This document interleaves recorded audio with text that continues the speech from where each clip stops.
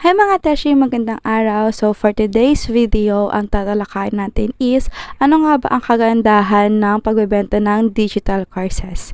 Unang-una sa listahan ay you will do what you want or what you can, or ito yung sinasabi ngang yung niche mo or kung saan ka magaling, dahil mas maganda na ang isi-share mo rin naman sa ibang tao ay yung maalam ka sa isang bagay. For example, isa kang baker and alam mo sa paligid mo na marami mong gusto matuto nito, so pwedeng ito yung i-build mong courses para at least makatulong ka rin sa kanila paano nga ba matutong maging baker at kung saan magsisimula.